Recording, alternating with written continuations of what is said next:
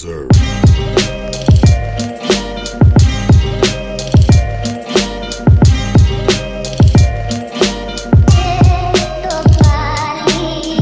Yeah, I think next week we should do like a full.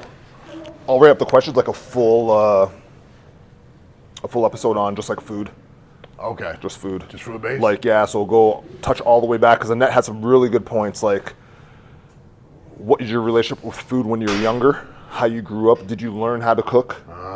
Did you learn how to portion out your meals? Kind of like were you told don't leave this table until your food's done, which is now playing a huge factor in your food relationship now. What type of food you had access to? Because typically, being from immigrant parents, you're going to get the lower cut of meats and lower quality foods. Just whatever they can fit in their budget. Exactly. Yeah. For sure. So I think that, because that's going to appeal, I think, to a wider and a broader audience than do that. Kind of like higher end. Oh no, I had a meal prep or I had a chef type of. Yeah. Because I have a couple friends that had chefs like when they were kids and stuff like that. Excuse me. Must be nice, right? The first thing you said about Mom saying don't leave the table till your food's done. That something resonated with me. I remember one time, it's a crazy story. My little brother, he's a vegetarian now, so but I could tell he didn't like meat from time. So Mom would always say it to him because she would give him like chicken or something. He would literally sit there and stare at it and like pick at it and not want it. She would say, "You're not leaving till you done this." One time he had a bite of food in his mouth. He kept it in his mouth for an hour. I kid you not. He sat there like this with the food in his mouth for an hour, to the point that my mom finally just said, just spit it out, and it just came out as like liquid. It sat in his mouth just. Wow. It was nuts, and I was like, and the thing back now, like, my mom was like, "That's nuts. How you gonna make your kid do that?" You know what I'm saying? Clearly he doesn't like it, but again, it's different times. Exactly. You know what I mean? Yeah. Food was precious because money wasn't very much there, so you have to eat everything and make the best of it, and don't waste nothing. You know, so that's great. When you said that popped in my head. It was like, and even like traditional food. Like when people talk about like soul food or traditional Caribbean cooking, that food's not good for you. It is not. You know, the amount of sodiums in that, like when I had some curry the other day from Canadian Caribbean, Sandra up on Concession.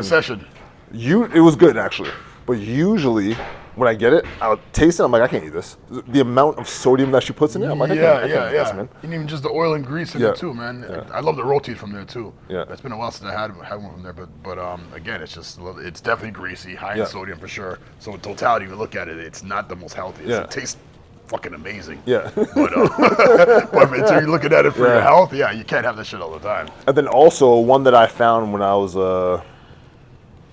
had the opportunity to travel and eat all over the world, the food that we're distinguishing as Asian or Japanese food in Western culture is not Japanese food in Japan. And just like Chinese food, they don't eat no chicken balls over in China. They don't eat chicken balls. I know none of that. They made that for over here. Exactly. Exactly. They designed that for and same with the Caribbean food, the freshness of the vegetables and the fruits and stuff like that they're using in Jamaica is not the same here. So it's not having the same effect and putting on the weight as it is in Western culture. Absolutely. That's why people are like, I'm going to eat like I used to eat back home.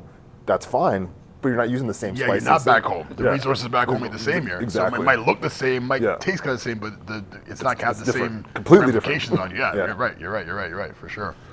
That's a good idea to get into more of the food bag there. Yeah, another one someone posed to me was how to start gathering information about how to eat healthy, like how to structure your... How to gather information? Well, they need information on... So they want us to provide information on how to start eating healthier. Okay. And the steps that we've taken. Like when we go to the grocery store, are we sticking to the outside of the grocery store? Are we coming down the aisles for stuff? Or are we going to the grocery store for meat, or are we going to a butcher? Stuff like that. Okay, yeah. And the process, like how to start that process. Okay. Because I think a lot of times, even friends of mine, they're like, I can't afford to go to a butcher. I can't do this. I can't do that. And I'm like, yeah, it's a bigger upfront cost because you have to buy typically in bulk to save. Yeah. But overall for the year, it's way cheaper. Yeah, when you actually break it down, it's way cheaper. Because a lot of people don't understand too, the higher quality meats you're going to eat less of because they're richer. Exactly. You're not going to eat like, it's night and day. I just got some extra lean ground beef from the grocery store, fried it up. I'm draining the oil out of it. But then I got my butcher meat. There's absolutely no oil because that's grass-fed versus grain. Exactly. And it probably tastes way better too. Way better. Way Way more tender, way better. Like, just completely different. Wow. So yeah, you might be coughing up more money up front, but when you look at it, the grand scheme of things, it's going to be cheaper. It's better for you. It's going to taste better. There's so much more benefits. So why not? Why not do that? Yeah. We definitely been looking into that. We want to like get like half a cow or something, and get it in steaks and then ground beef or whatever have you, for sure. Yeah, I'm still waiting on this guy to message me back about. Yeah, I remember we talked about it one time. And then what was the other question? Oh, no, one thing that Nicole was saying to me we should probably bring up one point is we kind of touched on it slightly in one of our supersets, just like active recovery. As you get deep into that, different ways you can do it, even for your mindset, meditation, and listening to theta waves and different things like that. So that's something else we probably touch on. I haven't done too much of that side of it. I've just done like restorative stuff like yoga, sauna. Yeah, all that falls into that. Yeah. I've done cryo a bunch, and cold plunge. You've done a cold plunge too? Yeah. I've been wanting to. Well, that was like a staple of sports, right? Just go work out hard, and then jump into the cold whirlpool for 20 minutes or whatever it is. So you've been in it for 20 minutes? Depending on how cold it was, like 15 to 20 minutes. That's what we had to do. That was a requirement. Were you doing the breathing shit to like? No, because just chilling in ice. Yeah, it's just like this, and there's a seat. So I wasn't fully submerged. Arms are always out, and I'll just be chilling like this on a seat, and then you have booties for your toes because they freeze off. For sure. Yeah, you just sit there for 20 minutes, let the whirlpool just do its thing. Yeah, just chilling like for real. Yeah. Okay, and just freeze out all the stuff. Yeah. And you felt effects with your like recovery the next day? I would say yeah. Okay. Yeah. I've always been interested. There's a lot of new research I hear a lot of people talking about because cold plunge is like the new best thing for you. Yeah. That you're better off doing it first thing in the morning before your workout rather than after, because it slows down your muscles, like the blood coming into your muscles from hypertrophy. Okay. So if you just finish your workout, like let's say you did a hard workout and just go jump into a cold tank, it's actually compressing and pushing all that lactic acid out of your muscles rather than allowing your body to have that and filling up. So then you say it could slow down hypertrophy. Yeah. Oh, interesting. Yeah. Okay. Yeah. So it'd be better to do like sauna or heat? They said heat. Or ultimately just start your recovery right away with like some light walking, or just get on a bike, stationary bike, just do some light recovery that way. Yeah. But they're saying if you're going to do cold plunge, do it first thing in the morning and don't do it right after a workout unless you're a high performance, high endurance athlete. Okay. Because you want maximum effort in the gym, but then you want to stay lean because of your sport, like cycling or whatever it is, or like marathon running. So in that sense, it makes a bigger impact, but just a regular day person, do your cold plunge first thing in the morning. Yeah, okay. Yeah. No doubt. I couldn't imagine waking up and hopping into some ice. Yeah, I was just listening to Joe Rogan. He said he's 30 days, he's going to do it every morning. Wow. First thing he does, as soon as he wakes up out of bed, goes right into the cold tank. You got to be programmed different to do that. But he said it's highly affecting his sleep because now he's dreading waking up knowing that he has to jump in. I feel him on that. I'll dread that too. It's intense. I'm back to doing like, I'll do a build up. I'm doing 15 seconds this week of end of my shower, last 15 seconds ice cold, and then next week I'll do 20 seconds, then 25, and then layer it that way. And then ultimately I should be around full cold shower by like the end of January. So wake up, just cold start shower. Cold. I hear it's good for you, and I'm toying with the idea, but I just couldn't imagine, man. I'd love to be a nice warm shower, bro. Like, even when like someone flushes the toilet while I'm in there and it goes cold, I'm like dancing around trying to get away from the cold. Cold. Okay. Because just we don't do enough. I know me especially. I don't do enough mental toughness work, and that's a real big like. It's a huge part of it, bro. That's a mind. Yeah, man. A mind messer, like. Yeah. So if you're able to get into that cold right away, no thinking about it, then the rest of whatever else you have going on is easy, man. It's easy. Absolutely. It's Absolutely nothing to do. Yeah. Word. I feel that. Wow. And then another one was, we touched on today that a couple friends were asking about just getting summer ready.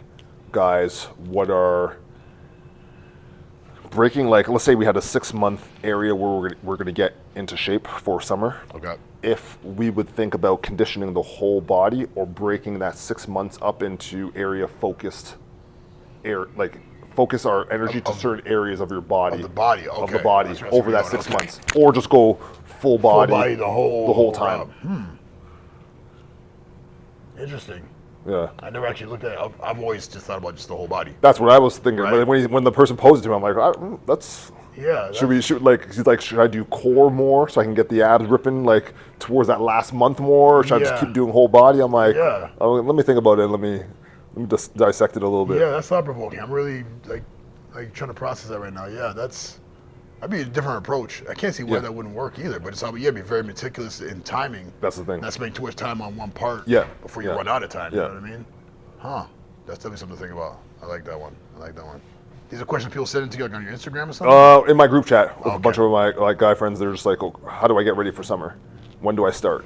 And everyone's in there. Everyone's in there.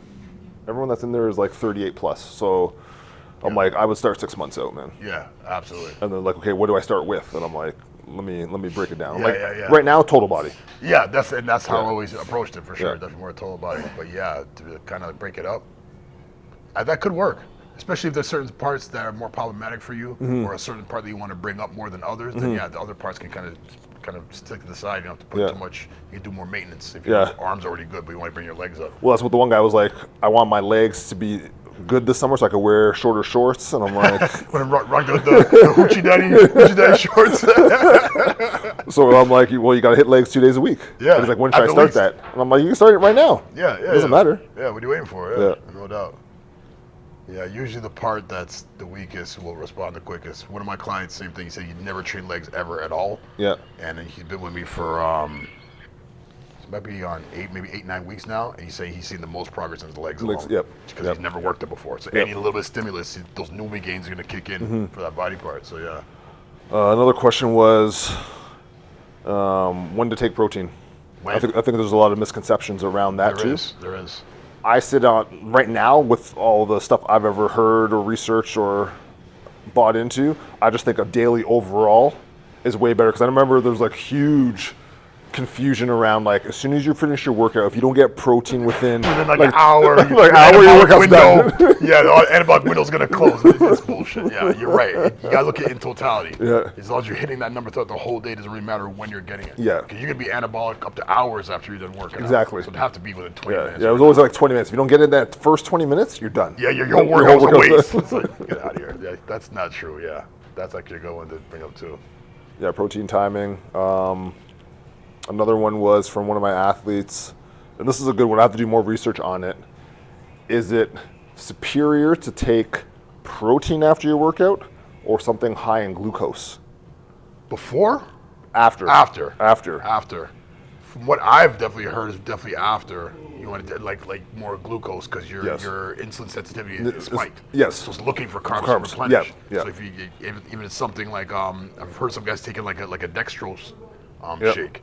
Because it just shuttles all those carbs right into the muscle. Well, also like people like, because they used to say Mayweather used to take a Coke or a Pepsi right after his workout. Okay. So they were like, why is he doing that? That's bad. He's supposed to be on a good diet. I'm like, no, he needs that sugar uptake immediately. Absolutely. So those guys, he could do it. Yeah. And it works for him. Yeah. Or like a Snickers bar. Yeah. You just need that. I used to do gummy bears. Yeah. Right after, you know what I mean? Because the body was looking for that, replenish those glycogen stores right away. Yeah. You know? But again, the protein, like we just said, it doesn't really matter when you're taking it, to be honest. You know what I mean? It's definitely more of a psychological thing. People think, I need to have it right away, or it goes away. It's like, nah, it's not true. And then we can start breaking down. We'll have to do research breaking down the different types of protein. Yes. Like casein, whey, plant-based, like all isolate, that. Isolate. Because people are like, do I take isolate in the morning, or do I take the casein at nighttime? Because this guy said, I'm like, I'm like, let me do some more research. I'm just straight plant-based. I don't care, man. I'm not going into those like little micro doses of everything. I don't have time for that, man. I've heard casein's better at night because it's a slower digestion. It's slower, exactly. And if slower you're not release. eating for 8-9 hours, you're sleeping. At least you're still getting that. That's what I heard. Again. But again, the people that are asking, they aren't going to be consistent enough to take whatever it is at nighttime and then wake up in the morning and take this. They're not going to do it. They're not going to do it. So I might just go get plant-based protein and just take that. That's it. Yeah. Like, have a certain number and try to hit that through the day. Yeah. Are you a big belief in like you need like a pound, like a gram of protein per pound, or is it a pound of lean mass as opposed to just your actual? I've done a pound. It's worked out for me. I've done a pound. My gram. What's the best way? take my body weight and just transfer it right to grams. So I'm 260, so just say 260 grams of protein. I'll try to get as close to 260 grams per day. It's very difficult at times. It is, man. But what I tell my clients is do that same ratio and then take off 30%. Okay. And then if we can get you around that area, Yeah, 65 to 70 area, I think that's a good staple for a regular working everyday person that you could probably get. Especially if you're having one or two protein shakes a day.